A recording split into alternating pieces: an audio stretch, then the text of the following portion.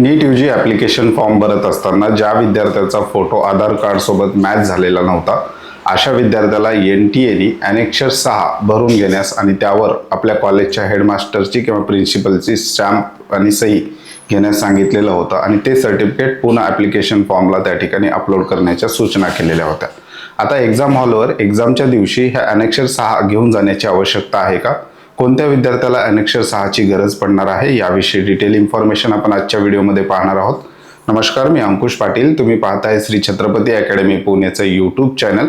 नीट यूजीचा application form भरल्यापासून ते विद्यार्थ्याचं ॲडमिशन होईपर्यंत संपूर्ण महत्त्वाचं गायडन्स आपण या यूट्यूब चॅनल मार्फत विद्यार्थ्यांना करत असतो। त्यामुळे चॅनलवर नवीन असाल तर अशाच माहितीपूर्ण व्हिडिओसाठी श्री छत्रपती अकॅडमी पुणेच्या यूट्यूब चॅनलला सबस्क्राईब करा। त्याचबरोबर अशाच प्रकारचे महत्त्वाचे अपडेट्स तुम्हाला तुमच्या व्हॉट्सअपवर हवे असतील तर डिस्क्रिप्शन बॉक्समध्ये आपल्या व्हॉट्सअप चॅनलची लिंक देण्यात आलेली आहे। त्या लिंकवर क्लिक करून तुम्ही सहज आमचं व्हॉट्सअप चॅनल सुद्धा जॉईन करू शकता। मुख्य विषयाला आपण सुरुवात करतोय। एक्झामची जी काही नीटची तारीख आहे ती 3 मे 2026 आहे। त्यानंतर नीट यूजी 2026 परीक्षा केंद्रावर ॲनेक्सर 6 न्यायचे की नाही याविषयी आपण डिटेल इन्फॉर्मेशन पाहणार आहोत आणि कोणत्या विद्यार्थ्यांना ॲनेक्सर 6 जे आहे त्याची आवश्यकता त्या ठिकाणी पडणार आहे। NTA अधिकृत नियम आणि विद्यार्थ्यांसाठी परीक्षेच्या दिवसाच्या महत्त्वाच्या सूचना या संपूर्ण गोष्टी आपण आजच्या व्हिडिओमध्ये कव्हर करणार आहोत। याच विषयावर श्री छत्रपती अकॅडमी पुणे मार्फत आज संध्याकाळी 8 वाजता आपण एक झूम वेबिनार त्या ठिकाणी ठेवलेला आहे। एक 20 सीट आता या ठिकाणी बाकी आहेत वेबिनारच्या। ज्या विद्यार्थ्यांना हा वेबिनार जॉईन करायचा आहे किंवा पालकांसाठी विशेषतः आपण हा वेबिनार ठेवलेला आहे, विद्यार्थी अभ्यासामध्ये असतील तर पालकांसाठी आपण हा वेबिनार ठेवलेला आहे। 26/4/2026 रात्री 8 वाजता हा वेबिनार ठेवलेला आहे। वेबिनार जॉईन करण्यासाठी डिस्क्रिप्शन बॉक्समध्ये आमच्या ऑनलाईन ॲप्लिकेशनच्या लिंक देण्यात आलेल्या आहेत। अँड्रॉइड फोन असेल किंवा आयफोन असेल दोन्हीच्याही लिंक डिस्क्रिप्शन बॉक्समध्ये आहेत। ॲप डाउनलोड केल्यानंतर अशा प्रकारचं पोर्टल तुम्हाला दिसेल। त्याच्यानंतर लाईव्ह काउन्सिलिंग अशा प्रकारचा एक टॅब दिसेल, त्याच्यावर क्लिक करून तुम्ही तुमच्या वेबिनारची सीट त्या ठिकाणी बुक करू शकता। संपूर्ण डिटेल माहिती आपण नीट परीक्षेच्या दिवशी कोणते डॉक्युमेंट्स न्यायचे आहेत, NTA पालकांना काय सूचना आहेत, विद्यार्थ्यांना काय सूचना आहेत, ॲडमिट कार्ड कसं भरायचं, ॲडमिट कार्डवर येणाऱ्या ज्या काही 20 ते 22 सूचना आहेत त्याचं विश्लेषण आपण डिटेलमध्ये या वेबिनारमध्ये करणार आहोत।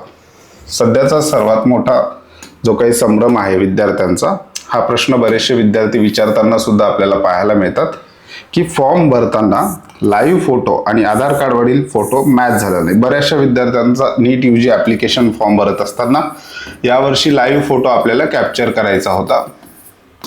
लाईव्ह फोटो घेतल्यानंतर त्या विद्यार्थ्याचा फोटो आधार कार्डच्या फोटोसोबत मॅच झाला नव्हता।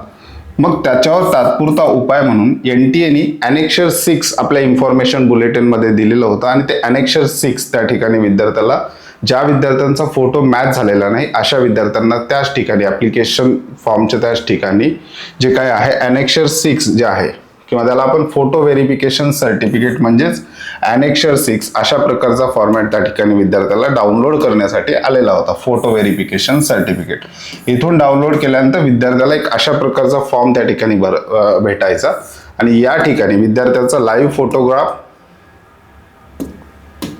फोटोग्राफ या ठिकाणी ऑटोमॅटिक फिल होऊन यायचा, परंतु या साईडला विद्यार्थ्याचा लेटेस्ट फोटोग्राफ विद्यार्थ्यांनी घरून पेस्ट करायचा आणि आपली जी काही डिटेल आहे ते भरायचे आणि आपल्या 12वीचे HSC स्कूलचे प्रिन्सिपल असतील किंवा हेडमास्टर असतील किंवा सक्षम प्राधिकरण अधिकारी कोणी असेल त्यांचा स्टॅम्प आणि सही घेऊन हे फोटो व्हेरिफिकेशन सर्टिफिकेट पुन्हा अपलोड ॲप्लिकेशन फॉर्ममध्ये करण्यासाठी NTAने विद्यार्थ्यांना संधी दिलेली होती। आता हे ॲनेक्सर 6 नेमकं कोणाला येत होतं? ॲनेक्सर 6 ज्यांचा फोटो मॅच झालेला नाही अशाच विद्यार्थ्यांना त्या ठिकाणी आलेलं होतं। परंतु ज्या विद्यार्थ्याचा फोटो मॅच झालेला होता त्यांना फॉर्ममध्ये कुठली अडचण आलेली नाही, त्यांचा फॉर्म सबमिट झालेला होता। परंतु ज्यांचा फोटो मॅच झालेला नव्हता अशा विद्यार्थ्यांना ॲप्लिकेशन फॉर्म लॉग इन केल्यानंतर प्रिंट फोटो व्हेरिफिकेशन सर्टिफिकेट असा टॅब यायचा, याच्यावर प्रिंट करून मग सगळ्या त्या ॲक्टिव्हिटी स्टॅम्प सही घेऊन येऊन पुन्हा अपलोड करून मग ॲप्लिकेशन फॉर्म फायनल त्यांचा सबमिट झाल्याचं त्या ठिकाणी सांगितलेलं होतं। म्हणजेच ॲनेक्सर 6चा जो काही उपयोग होता तो आपला फोटो जो लाईव्ह फोटो आहे तो आधारवरील जो फोटो आहे मॅच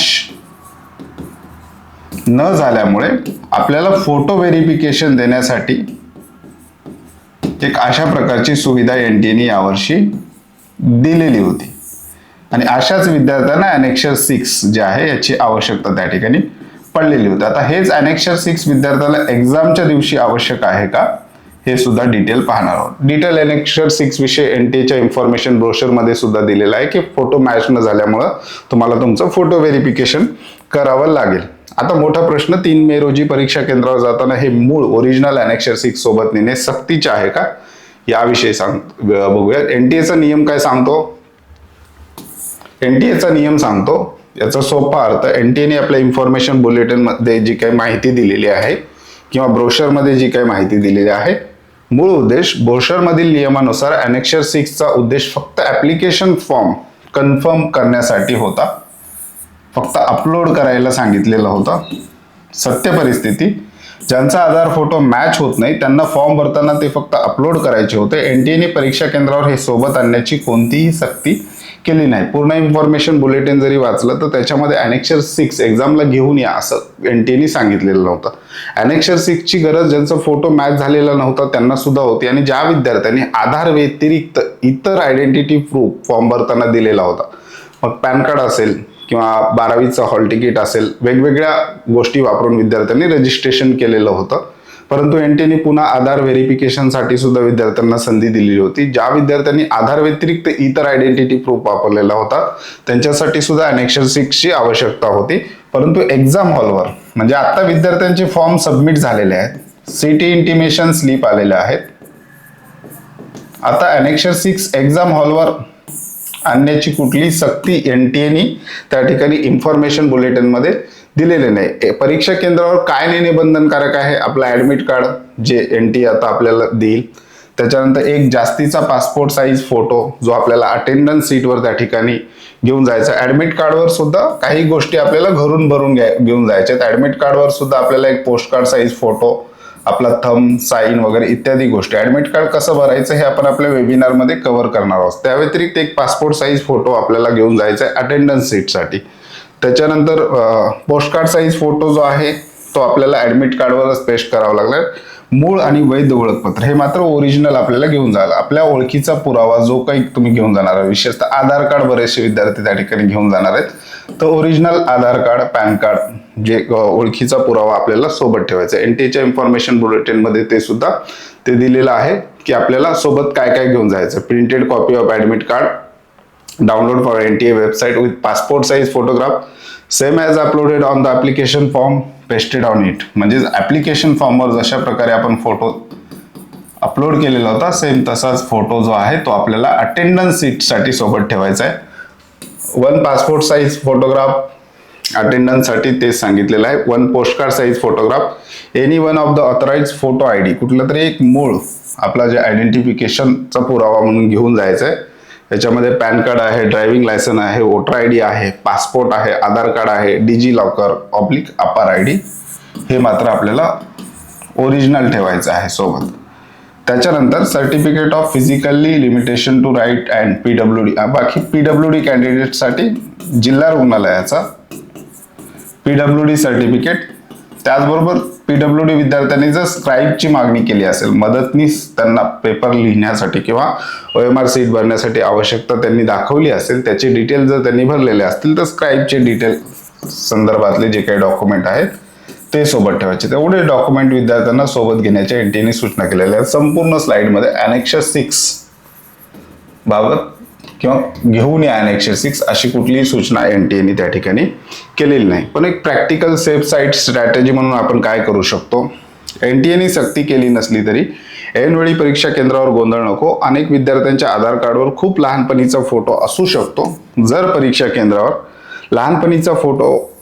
परीक्षा केंद्रावर इन्व्हिजिलेटरने किंवा पर्यवेक्षकांनी जुन्या फोटोवरून ओळख पटवताना शंका घेतली तर ऐनवेळी दडपण येऊ शकते. आता बरेचसे पर्यवेक्षक आहेत ज्यांची ट्रेनिंग त्या ठिकाणी झालेली नसते, विशेषतः शहरी भाग असेल किंवा निमशहरी भाग असेल किंवा ग्रामीण भागामध्ये विद्यार्थ्याच्या फोटोची ओळख जर इन्व्हिजिलेटर जो आहे, पर्यवेक्षक जो आहे, त्याला जर होत नसेल तर तो त्या ठिकाणी अडचण निर्माण करू शकतो. त्यामुळे आपल्यासोबत एक्झामला जो कोणी येणार आहे, जर तुम्हाला एनटीएने ॲनेक्शर 6 तुमच्या ॲप्लिकेशन फॉर्म भरल्यानंतर त्या ठिकाणी दिलेला असेल आणि तुम्ही तो अपलोड सुद्धा केलेला असेल, तर ज्या ज्या विद्यार्थ्यांना NTA ने ॲनेक्शर 6 अपलोड करण्याच्या सूचना दिलेल्या होत्या, अशा विद्यार्थ्यांनी आपण जे काही ॲनेक्शर 6 जे आहे तयार केलेलं आहे, ते आपल्यासोबत जो कोणी एक्झामला येणार आहे, आपले पालक असतील, आई वडील असतील, भाऊ असेल किंवा बहीण असेल, जो कोणी एक्झामला सोबत येणार आहे त्याच्याकडे एक देऊन ठेवायचं आहे की बॅकअप पुरावा म्हणून ओरिजिनल ॲनेक्शर 6 ची फाईल जी आहे ती आपल्यासोबत जो एक्झामला येणार आहे त्याच्यासोबत त्या ठिकाणी देऊन ठेवायचं आहे. विचारले तरच दाखवा, नाहीतर फाईलमध्ये किंवा आपल्याकडे सोबत जो कोणी येणार आहे त्याच्याकडे राहू द्या. यामुळे विद्यार्थ्यांवर ऐनवेळी पॅनिक होण्याची वेळ येणार नाही. आता ॲनेक्शर 6 सगळ्याच विद्यार्थ्यांना आवश्यक नाही. 2 टाईपचे विद्यार्थी, ज्यांचा फोटो मॅच झाला नव्हता आणि ज्यांना NTA ने फॉर्म भरतानाच ॲनेक्शर 6 ची PDF त्या ठिकाणी फोटो व्हेरिफिकेशन डाउनलोड करण्याचे जे काय आहे टॅब दिलेला होता, अशाच विद्यार्थ्यांना त्याची आवश्यकता आहे. बाकी इतर कुठल्याही विद्यार्थ्यांना ॲनेक्शर 6 ची त्या ठिकाणी आवश्यकता नाही. अशा विद्यार्थ्यांनी ॲनेक्शर 6 आपल्यासोबत जो कोणी एक्झामला येणार आहे त्याच्याकडे ते देऊन ठेवायचं आहे सेफ साईडसाठी, जेणेकरून परीक्षा केंद्रावर त्या ठिकाणी कुठलाही अडचण विद्यार्थ्यांना येणार नाही. बाकी झूम वेबिनारची लिंक डिस्क्रिप्शन बॉक्समध्ये देण्यात आलेली आहे. याच्यावर एक्झाम डेच्या दिवशीची ब्ल्यू-प्रिंट संपूर्ण PDF चेकलिस्ट आपण विद्यार्थ्यांना देणार आहोत. जॉईन केलं नसेल तर डिस्क्रिप्शन बॉक्समध्ये ऑनलाईन ॲप्लिकेशनच्या लिंक आहे, त्यावर क्लिक करून तुम्ही आमच्या वेबिनारसाठी रजिस्टर करू शकता. तुर्तास आजच्या व्हिडिओमध्ये आपण इथेच थांबतोय. पुन्हा भेटूयात आणखी एका नव्या आणि माहितीपूर्ण व्हिडिओमध्ये. धन्यवाद.